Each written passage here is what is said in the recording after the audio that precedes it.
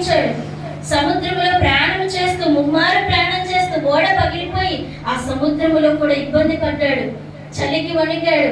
అనేక రీతిలుగా అనేక హింసలు, రాళ్లతో కొట్టబడ్డాడు, బెత్తములతో కొట్టబడ్డాడు, అనేక హింసలు పొందాడు. చెరసాల్లో వేయబడ్డాడు. చెరసాల్లో వేయబడిన తర్వాత కాలుకు కూడా బండ వేసి బిగించారు. ఆ సమయంలో ఎలా ఉన్నాడో తెలుసా? పౌలు శీల ఎలా ఉన్నారో తెలుసా? అప్పటికి బాగా కొట్టి బట్టలన్నీ చినిగిపోయాయి, ఒంటి నిండా గాయాలు.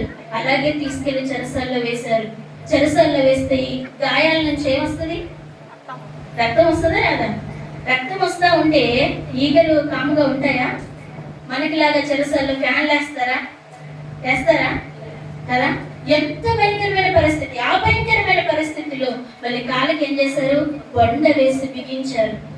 ఆయన బయటికి వెళ్ళాలన్నా కూడా ఇప్పుడు ఏం చేయాలి? దాన్ని ఈడ్చుకుంటూ వెళ్ళాలి. ఆ భారం ఇంకా నొప్పి పెడుతూ ఆ కాళ్ళకు కూడా ఎంత గాయం చేసి ఉంటుందో. ఈ బాధలన్నీ అనుభవిస్తూ కూడా ఆయన ఏం చేస్తా ఉన్నాడో తెలుసా? దేవుణ్ణి ఆరాధిస్తా ఉన్నాడు. ఎలాగో తెలుసా? ఆత్మతో సత్యముతో ఆరాధిస్తా ఉన్నాడు. ఆత్మతో సత్యముతో ఆరాధిస్తే తన బాధ కూడా తనకి తెలియట్లేదండి. అంతగా ఆరాధిస్తా ఉన్నాడు. ఆయన ఆరాధనకు చెరసాలలో ఉన్న ప్రతి ఒక్క వ్యక్తి మారాడు. చెరసాలలో ఎలాంటి వాళ్ళు ఉంటారు? మంచి వాళ్ళు ఉంటారా? ఎలాంటి వాళ్ళు? దొంగలు, దోపిడీలు, వ్యభిచారం చేసేవాళ్ళు, హత్యలు చేసేవాళ్ళు, అనేకమైన ఘోరాలు చేసేవాళ్ళు చెరసాలలో ఉంటారు కదా. అటువంటి వారు మారారు అంటే ఆయన ఎంతగా దేవునిలో లీనమై ఆత్మతో ఆరాధన చేసి ఉంటాడు. ఆ పరిస్థితుల్లో మనమైతే ఆ పరిస్థితుల్లో ఎలా ఉంటామో తెలుసా? ప్రభు, ఏంటయ్యా నాకు ఈ పరిస్థితి? నేను నీ గురించి సువార్త చెప్తే నన్ను తీసుకొచ్చి జైల్లో వేశారు, నువ్వు నన్ను చూడవా అని చెప్పి మనం ఇంకా ఏడ్చి గోల చేసేవారుగా ఉంటాం కదా. కానీ పౌలు గోల చేయలేదు, ఏడవలేదు. దేవుని ఆరాధిస్తూ ఉన్నాడు, దేవుని స్తుతిస్తూ ఉన్నాడు. ప్రభు, ఏదేమైనా నీకే స్తోత్రమని ఎంత గొప్పగా ఆరాధించాడు. ఎందుకు చెరసాలలో ఉన్న వాళ్ళు మారారు నేను చెప్పగలుగుతున్నానంటే ఆ చెరసాల బద్దలైపోయింది. వీళ్ళు ఆరాధించే ఆరాధనకు దేవుని సన్నిధి వారి మధ్యలోకి దిగి వచ్చింది. మరి మనం ఆరాధిస్తే దేవుని సన్నిధి మన మధ్యలో ఉంటుందా? నువ్వు ఆత్మతో ఆరాధిస్తూ ఉన్నావా? నీ శరీరాన్ని నల్లగొట్టుకుంటున్నావా? ఒక్కసారి ఆలోచన చేయండి. గట్టిగా స్తుతించండి అమ్మా అంటేనే నోరు గట్టిగా తెరవలేకపోతా ఉన్నాం. అదే బయట ఏదైనా తిట్టాలని అనుకో, ఎవరితోనైనా వాదించాలనుకో, ఎంత గట్టిగా నోరు ఉపయోగిస్తాం?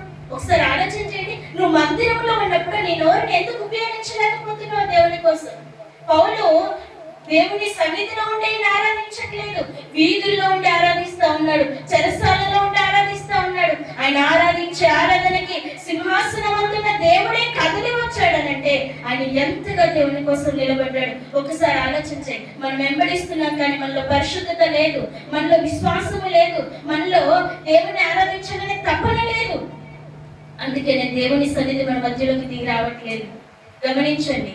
నువ్వు మనస్ఫూర్తిగా ఆరాధిస్తే నీ హృదయం, నీ గొంతంతా విప్పి ఆయన స్తుతించు. దేవుడు నీతో ఉంటాడు, నీతో మాట్లాడతాడు, ఆయన కదిలి వస్తాడు. ఈ భూమిని కూడా దద్దరిల్లే విధంగా చేసే దేవుడు ఆయన. ఆ చెరసాల బద్దలైనప్పుడు సంఖ్యలన్నీ, అందరికీ ఉన్న సంఖ్యలు విప్పబడ్డాయి. చెరసాల బద్దలైపోయింది, తలుపులు అన్ని కూడా పోయాయి. ఇప్పుడు మరి అందులో ఉన్న వాళ్ళు పారిపోవచ్చా లేదా? కానీ ఒక్కరైనా పారిపోయారా? పారిపోలేదు. తెలుసుకున్నారు, పశ్చాత్తాపడుతున్నారు. అయ్యా, నేను దొంగనయ్యా, నన్ను కనికరించయ్యా, నాకు ఈ శిక్ష తగినది అని దొంగ మోకరిస్తా ఉన్నాడు. అలాగే హత్య చేసినవాడు, నేను హత్య చేశాను, నేను ఈ పాపము చేశానని ఆయన కూడా మోకరిస్తా ఉన్నాడు. మరి నీవు చేసే ప్రార్థనకి ఒక్క హృదయమైన కదులుతూ ఉందా? నువ్వు చేసే సువార్తకి ఒక్క హృదయమైన కదులుతూ ఉందా? ఒకసారి ఆలోచన చేయండి. మనం ఎలా ఉన్నాం, మన పరిస్థితి ఎలా ఉంది? నువ్వు నలగొట్టుకుంటున్నావా? ఒకసారి ఆలోచన చేయండి. నీ శరీరాన్ని నల్లగొట్టుకోవడం నేర్చుకో. యేసు ప్రభువు కూడా ఆయన సువార్త ప్రారంభించే దినాల్లో ఆయన ఎప్పుడైతే దేవుని సేవ ప్రారంభించాడో మొట్టమొదటిగా దేవుడు చేసిన పని ఏంటో తెలుసా? డైరెక్ట్ గా వెళ్ళి సువార్త ప్రకటించలేదు, డైరెక్ట్ గా వెళ్ళి స్వస్థతలు చేయలేదు. మోకరించాడు.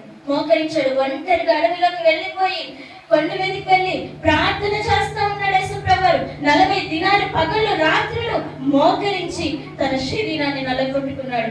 ఎప్పుడైతే తన శరీరాన్ని నల్లగొట్టుకున్నాడో ఆయన శక్తి పొందుకున్నాడు. ఎందుకంటే ఆయన సామాన్యమైన మానవుడిగానే లోకంలో జన్మించాడు. ఆయన దేవుడే, కానీ ఆ మహిమను విడిచిపెట్టాడు, ఆ యొక్క శక్తిని విడిచిపెట్టాడు, సమస్తాన్ని విడిచిపెట్టి నీ కోసం, నా కోసం సామాన్యమైన మానవునిగా ఈ లోకానికి దిగి వచ్చాడు ఆయన. అందుకని ఆయన కూడా శరీరాన్ని నల్లగొట్టుకుంటా ఉన్నాడు శక్తిని పొందుకోవడానికి. ప్రతి మనిషి దేవుని శక్తిని, దేవుని ప్రభావాన్ని పొందుకోవాలి అని అంటే నీ శరీరాన్ని నువ్వు ఖచ్చితంగా నలగొట్టుకోవాలి. నలగొట్టుకోకుండా సుఖంగా తిని పడుకొని తాగి సంతోషిస్తే నీకు బలము రాదు, నీకు శక్తి రాదు. నీ శరీరము ఆహారము తీసుకోకపోతే ఎలాగ కృషించిపోతుందో, ఈ వాక్యము నీ ఆత్మ పొందుకోకపోతే నీ ఆత్మ కూడా కృషించిపోతుందని గమనించండి. ఎందుకో తెలుసా, ఒక నెల రోజులు మనం అన్నం తినకుండా ఉండండి, నీళ్ళు తాగకుండా అన్నం తినకుండా ఎక్కడుంటాం? మంచంలో ఉంటాం. చెయ్యి కూడా లేకుండా నెల రోజులు తినకుండా ఉంటాం, అవునా కదా? మరి నీ శరీరం అంతా బలహీన పడిపోతా ఉంది కదా అన్నం తినకపోతే. మరి ఈ వాక్యం తినకపోతే నీ ఆత్మలో ఉందో ఒకసారి ఆలోచన చేయండి. ఎందుకంటే సాతాను పోరాడేది నీ శరీరంతో కాదు. దేనితో పోరాడతాడు? ఆత్మతో పోరాడతాడు. ఆత్మ బలము లేకపోతే సాతాను ఎదుట పడిపోతుంది, ఓడిపోతుంది. నీ ఆత్మకు బలం కావాలి. అది ఎక్కడి నుంచి వస్తుందంటే ఆయన వాక్యం నుంచి వస్తుంది. మరి ఈ బలము నీకు పొందుకోవాలంటే మొట్టమొదటిగా నువ్వేం చేయాలి? నీ శరీరాన్ని నలగొట్టుకోవాలి, నీ శరీరాన్ని ఆయనకు అప్పగించాలి. యేసు ప్రభువు సహితమే తన శరీరాన్ని నలగొట్టుకున్నాడు. ఆయన సాతాను నిలిచిపెట్టాడా? శోధించడానికి వచ్చాడు. అప్పుడు దేవుడు ఏం చేశాడు? వాక్యము చేత బుద్ధి చెప్పి పంపించాడు. మరి మనకు ఆ వాక్య జ్ఞానం రావాలన్నా ముందు మనం చేయవలసిన పని మన శరీరాన్ని దేవుని సన్నిధిలో నలగొట్టుకోవాలి. ఉపవాస ప్రార్థన అంటే ఎంతమంది వస్తూ ఉన్నారు, ఎంతమంది శుక్రవారము ఆయన సన్నిధిలో గడుపుతున్నాడు? ఒకసారి ఆలోచన చేయండి. నువ్వు నలగొట్టుకుంటున్నావా? నువ్వు నిజంగా పరలోకం వెళ్తావా? ఆయన అంటే ఆశ నీకుందా? తృష్ణ నీకుందా? నీ పని నేను చూస్తున్నావు, కానీ ఆ పని ఇచ్చింది ఎవరు? నీకు శక్తిని ఇచ్చింది ఎవరు? నీకు బలాన్ని ఇచ్చింది ఎవరు? ఆ దేవుడు కాదా? మరి ఎందుకు ఆయన సన్నిధి నిర్లక్ష్యం చేస్తా ఉన్నా? ఒక్క శుక్రవారం ఉపవాసం ఉంటే సన్నిధిలో భోజనాలు లేకపోతున్నావు. ఇంత బలహీనమైతే నువ్వు ఎలా పరలోకం వెళ్తావు అనుకుంటున్నావు? ఒకసారి ఆలోచన చేయండి. నీవు నలగొట్టుకోలేవు, ఈ లోకంలో నీ కోసం నువ్వు బ్రతకలేవు. మరి ఆ పరలోకం కావాలని ఆశపడుతున్నావు. మరి అది కావాలంటే అంత ఈజీగా వస్తుందా? ఇప్పుడు ఒక బహుమతి కోసం పరుగు పందెంలో పాల్గొడతారు. ఎవరైతే ఓపికతో శక్తినంతా కూడా పెట్టుకొని పరిగెడతారో వాళ్ళే బహుమానం పొందుకుంటారు. అందరికి వస్తుందా బహుమానం? అక్కడ చాలా విలువైన బంగారంతో కూడిన బహుమానం ఉంది. అది కావాలని ప్రతి ఒక్కరు ఆశపడతారు, కానీ అందరికి ఆ బహుమతి దొక్కిందా? ఆ బహుమతి కోసం ఎన్నో రోజులు పరుగు పందెం ప్రారంభిస్తూ ఉంటారు, అవునా కదా? ఎన్నో రోజులు, ఎన్నో రాత్రులను కూడా ఉండదు, పరిగెడుతూనే ఉంటారు. సమయం చూసుకుంటూ పరిగెత్తే వాళ్ళు ఉంటారు. ఎందుకంటే అది నాకు రావాలి. దీంట్లో ఏముంది? కష్టం ఉంది. కష్టం లేకుండా ఎవరికి ఏ బహుమతి దక్కదు, అవునే కదా? మనం ఒక వ్యాపారం చేస్తున్నామనంటే దానిలో కష్టం లేకుండా నువ్వు పొందుకుంటావా? నువ్వు ఒక వ్యవసాయం చేస్తున్నావు, నీకు ఆ పంట రావాలి, ఆ గింజలు కావాలి, నువ్వు తినాలి సుఖంగా అంటే నువ్వు కష్టపడకుండా నీ చేతికి వస్తున్నాయా? దానికోసం నువ్వు ఎంత ప్రయాసపడతావు? మరి దేవుని సన్నిధికి వచ్చి మాత్రం నాకు ఏ కష్టం లేకుండా పరలోకం కావాలి ప్రభు అంటే అది ఎలా దక్కిద్దండి? దక్కిద్దా? దక్కదు. అదంత ఈజీ కాదు. ఎందుకంటే పరలోకం పొందుకోవాలంటే నీవు ఖచ్చితంగా ఏం చేసుకోవాలి? నలగొట్టుకోవాలి, ఉపవాసం ఉండాలి, దేవుని సన్నిధిలో పోజాడాలి. ఆయన సన్నిధిలో నువ్వు ఎంత కన్నీరు కార్చగలిగితే అంత కన్నీరు కార్చాలి. ఫస్ట్ ఆదివారం దేవుడనే చెప్పాడు, గుర్తుందా వాక్యం? కన్నీరు కార్చే ప్రార్థన దేవుడు ఖచ్చితంగా వింటాడు. బైబిల్ గ్రంథంలో ఎవరు కన్నీరు కార్చిన ప్రతి ఒక్క స్త్రీ ప్రార్థన విన్నాడు, ప్రతి ఒక్క పురుషుని ప్రార్థన విన్నాడు. కన్నీటి ప్రార్థనకు అంత విలువ ఉన్నది. కాబట్టి ఆయన సన్నిధిలో కన్నీరు కార్చి ఉపవాసం ఉండి సువార్తకని ప్రాణము చేసి అనేక చోట్లకు వెళ్ళి ఆయన సువార్త ప్రకటించి నీ శరీరాన్ని ఏం చెయ్యి? నలగొట్టుకో. పౌలు అదే చేశాడు అనేక రీతిలుగా. నిజంగా పౌలు జీవితంలో ఆయన పొందిన శ్రమలు ఎవరు పొందలేదేమో అనిపిస్తుంది. అంతగా తన శరీరాన్ని నలగొట్టుకున్నాడు. అలాగే మనం కూడా మన శరీరాన్ని నలగొట్టుకోవాలని దేవుడు మాట్లాడుతూ ఉన్నాడు. అలాగే మనం చూసినట్లయితే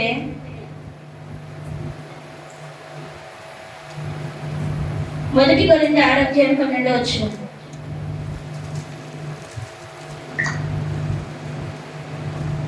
6:12 కాబట్టి శరీర దురాశలను లోబడనట్లుగా చావునకు లోనైన ఈ శరీరమందు పాపమును ఎడనీయకుడి, మరియు మీ అవయవములను దుర్నీతి సాధనములుగా పాపమునకు అప్పగింపకుడి.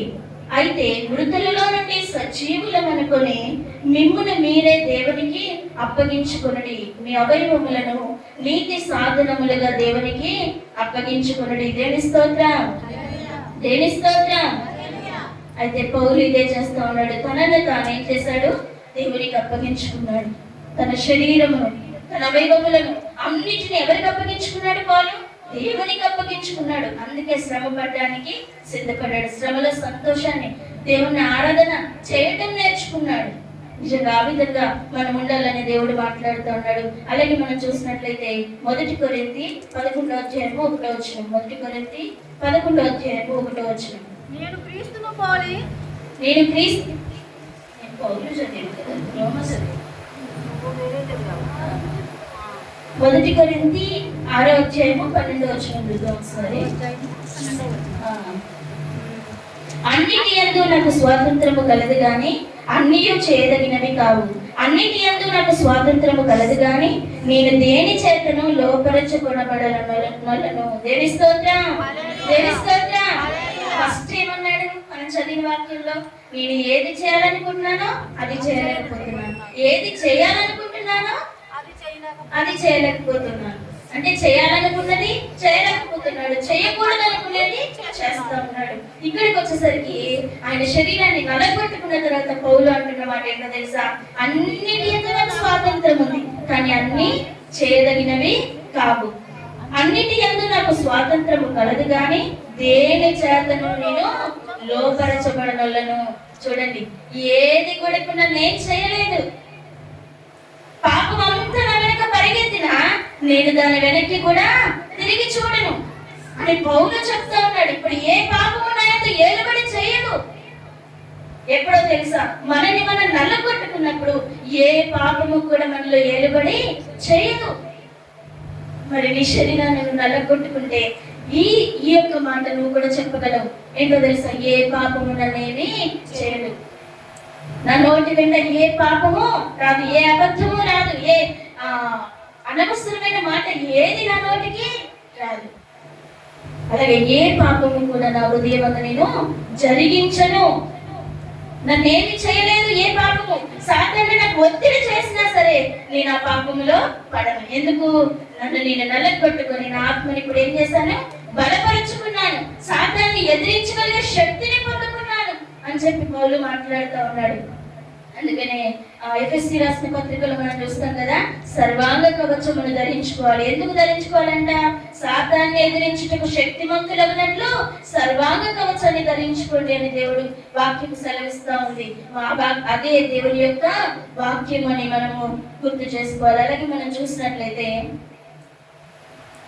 1 కొరింథీ 11:1 1 కొరింథీ 11:1 నేను క్రీస్తును పోలి నడుచుకొనుచున్న ప్రకారము మీరు నన్ను పోలి నడుచుకొనుడి. దేని స్తోత్రం, దేని స్తోత్రం. ఇప్పుడు ఏ స్థితిలోంచి ఏ స్థితికి వచ్చాడు? ఇప్పుడు పాపమును లోపరచుకోవడం నేర్చుకున్నాడు. శరీరాన్ని నలగొట్టుకున్నాడు. పాపములకు లోబడకుండా దానినే లోపరుచుకున్నాడు. పాపము చేయకుండా తన శరీరాన్ని, తన ఆత్మను కాపాడుకున్నాడు. ఇప్పుడు ఎవరి పోలికలోకి మార్చబడ్డాడు? దేవుని పోలికలోకి మార్చబడ్డాడు.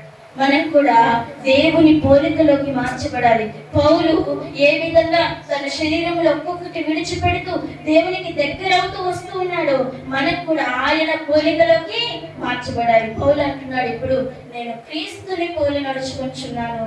ఇప్పుడు నా రూపము ఎవరు కనబడుతుంది? నా రూపంలో నా దేవుడు కనిపిస్తాడు. మరి నీ యొక్క రూపంలో దేవుడు కనిపిస్తా ఉన్నాడా? నేను చూస్తే ఏమో దేవుని బిడ్డని చెప్పగలిగే స్థితి ఉన్నదా? వాళ్ళతో పాటు మనమే ఆదివారం పనికిపోతే నిన్నెవరు దేవుని బిడ్డ అంటారా? నువ్వే సరిగ్గా దేవుని దగ్గర చేయవలసింది ఏది సరిగ్గా చేయవు, మరి నీవెలా దేవుని బిడ్డ అనిపించుకుంటావు? ఆయన పోలిక నీకు ఎలా వస్తుంది? ఒకసారి ఆలోచన చేయండి. మనం ఇంకా చూసినట్లయితే 1 కొరింథీ 4:16 1 కొరింథీ 4:16 క్రీస్తు యేసునందు సువార్త ద్వారా మిమ్మల్ని కంటిని. నేను మిమ్మల్ని కంటిని. దేవుని స్తోత్రం. అదే మనం చూసినట్లయితే గలతీ 4:19 కూడా చూడండి. గలతీ 4:19.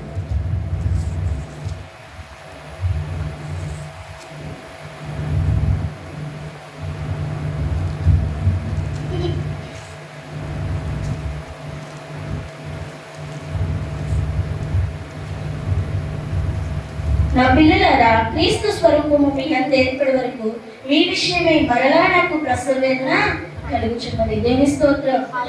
ఇప్పుడు ఆయన దేవుని పోలి నడుచుకుంటున్నాడు. అనేకుల కొరకు ఎలాగంట ప్రసవ వేదన పడుచున్నాడు. ఆయన శరీరాన్ని నలగొట్టుకున్నాడు. ఆయన దేవుని పోలికలకు మార్చిపడ్డాడు. మరలా అనేకుల రక్షణ కొరకు అనేకులు నా వలె తయారవ్వాలి. నేను క్రీస్తుని పోలి ఎలా నడుచుకున్నానో అనేకులు నన్ను పోలి నడుచుకోవాలని అనేకుల కొరకు ఏం చేస్తా ఉన్నాడంట? ప్రసవ వేదన పడతా ఉన్నాడు. ప్రసవ వేదన ప్రతి స్త్రీకి తెలుసు. ఎంత భయంకరమైన నొప్పిని అనుభవిస్తారు, అంత నొప్పిని అనుభవిస్తున్నాడు పౌలు. ఈ మాట చెప్పాడంటే సామాన్యమైన విషయం కాదండి. ఆయన అనుభవించాడు కాబట్టి వాక్యములో రాయబడ్డది. అంత బాధను, అంత వేదన అనుభవించాడు. ఎంత కన్నీరు కార్చాడు ఒక్కొక్క ఆత్మ రక్షించబడడానికి. అలాగే అనేక సంఘాలను కట్టిన వ్యక్తిగా పౌలు ఉన్నాడు. ఆయన ఎంత ప్రసవ వేదన పడ్డాడు. మరి నీ కుటుంబం కోసం, నీ పిల్లల కోసం, నీ చుట్టూ ఉంటున్న వారి కోసం నువ్వు ప్రసవ వేదన పడతా ఉన్నారా? నువ్వు కన్నీరు కారుస్తూ ఉన్నావా? మొట్టమొదటిగా మన జీవితమే సరిగ్గా లేదు. మనం ఎలా కన్నీరు కారుస్తాం ఎదుటి వారి కోసం?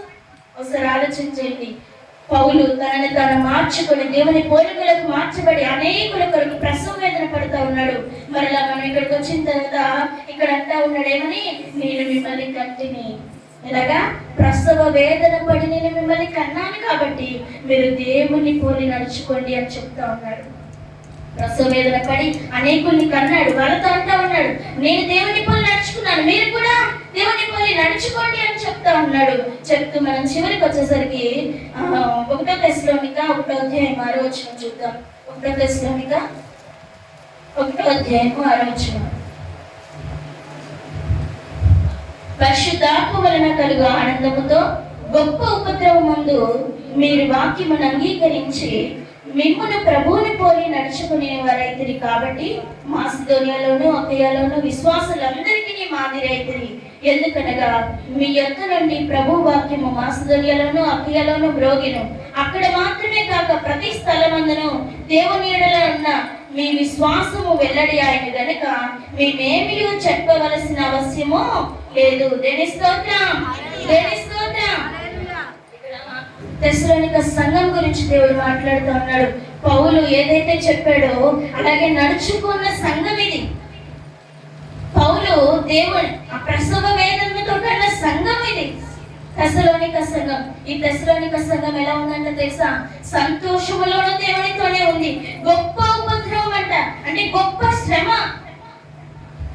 మనమైతే చిన్న చిన్న శ్రమలు కలిగితేనే ప్రభు ఎందుకయ్యా నాకు ఈ శ్రమ అని చెప్పి దేవుని ప్రశ్నించేవారుగా ఉంటాం కదా.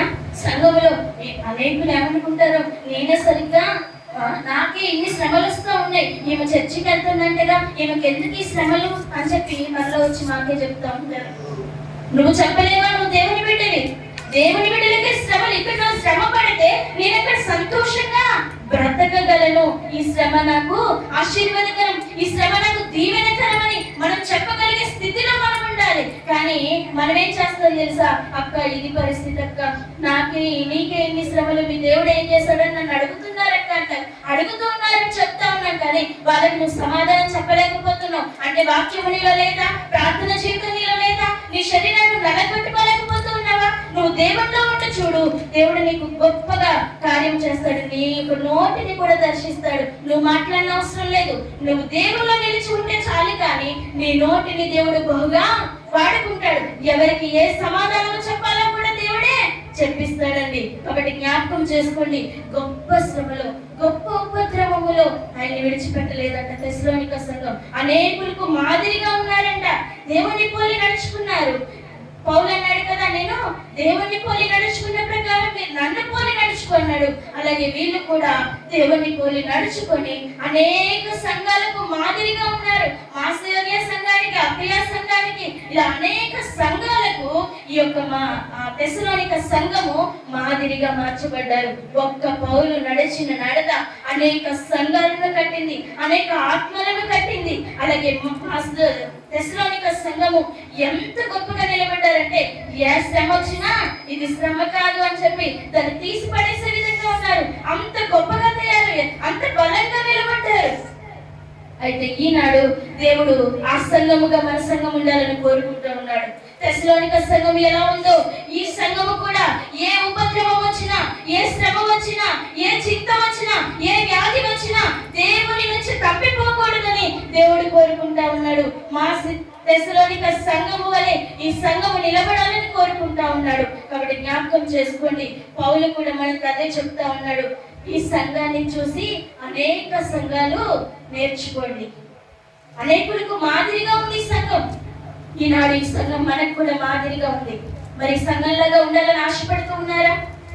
ఆశపడినట్లయితే అందరూ ఎవరికి వారు మోకరించి, ప్రభా నేను ఇక నుంచి నా శరీరాన్ని నల్లగొట్టుకొని నేను ప్రతి శ్రమ యందును, ప్రతి కష్టంలోను, ప్రతి ఉపద్రవం అందును, ప్రతి విషయం యందును నన్ను నేను నల్లగొట్టుకొని నీకు అప్పగించుకునే భాగ్యము నాకు దయచేయండి, నీలో నిలిచే భాగ్యము దయచేయండి, నిన్ను పోలి నడుచుకునే కృప నాకు దయచేయండి అని దేవుని అడగండి, దేవుని స్తుతించండి. అప్పుడు ప్రతి విషయం ముందు దేవుడు మనకి సహాయం చేసేవాడై ఉంటాడు.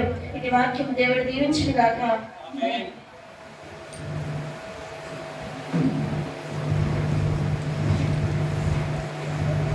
ఓకే, మంచిది.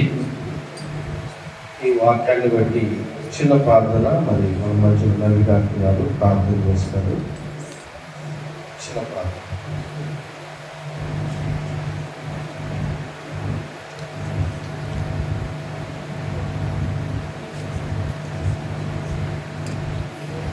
దేవుని స్తోత్రం. పరలోక రాజ్యమందున యెహోవా దేవా, సర్వశక్తి మంత్రుడా, నీకే వందనాలు, స్తోత్రాలు చెల్లిస్తున్నాం తండ్రి.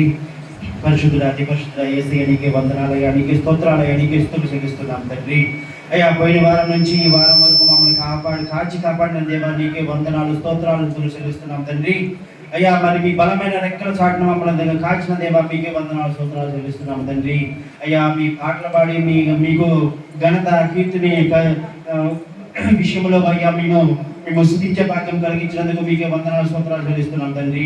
అయ్యా, అలాగే మీ సాక్ష్యాలు చెప్పి మీ మహిమార్థముగా నిలిచామని అయ్యా మీకే వందనాలు, స్తోత్రాలు తెలియజేస్తున్నాం తండ్రి. అయ్యా, మరి మొదటి వర్తమానంలో దాసులు నిలబడి మాట్లాడి అయ్యా మరి బంధాల గురించి తెలియజేశారయ్యా. మరి అన్నదమ్ముల బంధాలు, అక్క చెల్లెల బంధాలు, తండ్రి కొడుకుల బంధాల గురించి తెలియజేశారయ్యా. అయ్యా, బంధాలు మరి ఎంత ప్రేమగా ఉండాలో, మరి ఎంత అన్యోన్యంగా ఉండాలో మరి అయ్యా తెలియజేశారయ్యా. ఆ రోజు మరి ఆదాము గారు ఒంటరిగా ఉండలేక మరి ఒక అవ్వాని జతపరిచినట్టుగా మనం కూడా మన జీవితాల్లో అనేక బంధాలను జతపరుచుకొని జీవిస్తున్నట్టుగా ఉండాలని అయ్యా మరి దాసులు తెలియజేసిన విధానాన్ని బట్టి అయ్యా మీకే వందనాలు, స్తుతులు చెల్లిస్తున్నాము తండ్రి. అలాగే అయ్యా, ఆరాధన యందు మిమ్మల్ని కనపరిచినందుకు అయ్యా మీకే వందనాలు, స్తోత్రాలు చెల్లిస్తున్నాము తండ్రి. అలాగేనయ్యా మరి రెండవ వర్తమానంలో మరి మీ దాసులు నిలబడి మాట్లాడుతూ పౌలు గారి జీవితాన్ని గురించి అయ్యా మరి పౌలు ఎలా జీవించి ఉన్నాడు అన్న దానికోసము మరి సంఘంలో మరి ప్రార్థన విషయంలో కానీ అయ్యా ఆరాధన విషయంలో కానీ తన శరీరాన్ని తాను నలగొట్టుకొని ఏ విధంగా మరి సంఘాలకు మరి ఆయన పదిగా నిలబడి ఉన్నాడు అయ్యా తెలియజేసి